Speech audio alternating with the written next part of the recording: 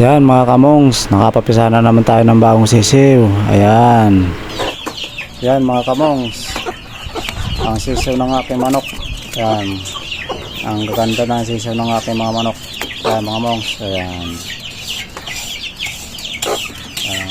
Ang aking manok. Ang ganda ng sisiw. Ayan o. Maalaga yan, mabait. Ang bait sa sisiw niya. Inalaga ng gusto. Ayan o. So,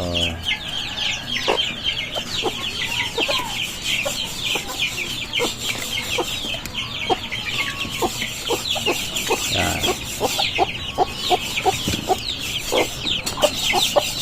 Yan ang ating mga inahin na bagong pisa. Yan. Ito madamot. Apat lang ang pinsa sa 10 itlog niya. Pagtaka lang kasi ngayon tag-araw kakunti sila kung magpisa. Yan.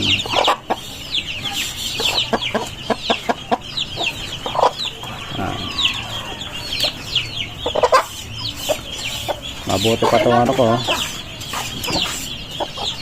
Mabuti pa itong isa kong na yun. Ang ganda ng ano, ang ganda ng pisa niya, ang dami. Ayan.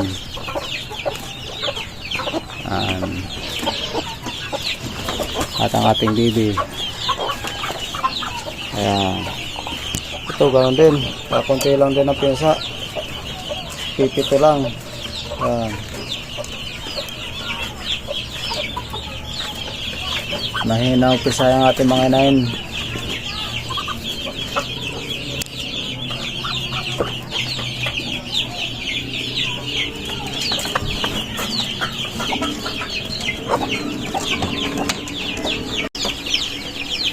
Laki niya nun pa. Ang laki ng sisyo, no? Opo. Nag-iisa lang malaki, no? Opo. Tapos yung mga kasama, lilit, no? Opo. Baka nanay na yan. Ha? Paglaki, nanay na yan. Isa lang din ang pinasa niya. Mga nabubukok lahat na itlog. Ano? Nag-iisa lang pinasa. Tag-araw na ba na mahal sila magpisa. Kakaunti. Yan guys tuwang-tuwa sila sa gulay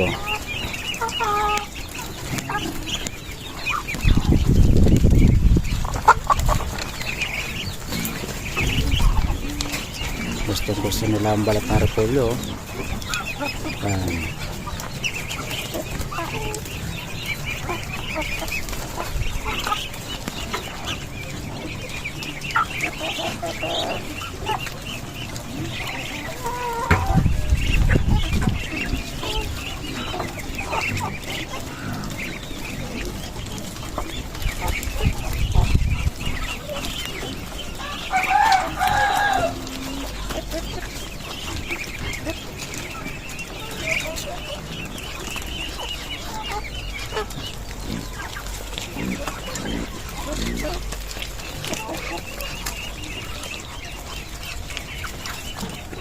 Naipit ng inahin. Ayan o. Buhay siya o. O, nahinga. Ayan o. Kahit itong balat niya, tumigas na. Ayan o. Sumisiyap. O. Tumigas yung balat na niya o. Kaya gagawin ko, tatanggalan ko na lang ng balat. Kasi tumigas na o. Dumikit na sa ano, sa balat niya o. O. Nasaktan na kapag binano. Oh, tigas na oh. Tumikit na yung pinaka balat ng itlog sa katawan niya. Oh.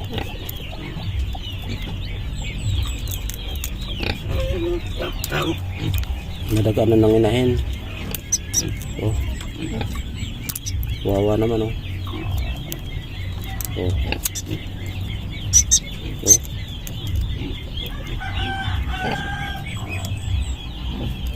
Tuyo na oh.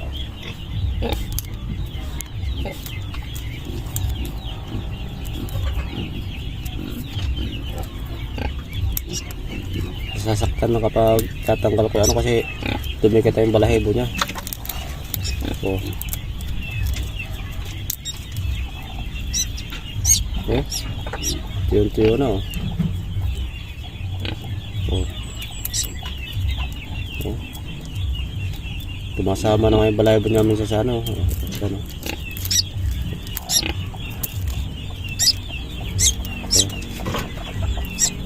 Muna lang, makaka-ano ka rin. So bukas oh, buhay.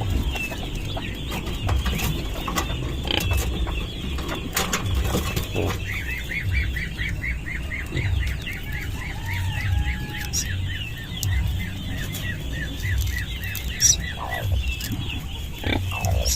Bukas oh.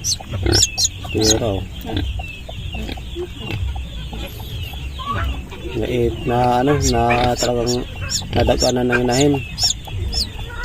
Oh. Oh. Oh. Bye na guys. Oh.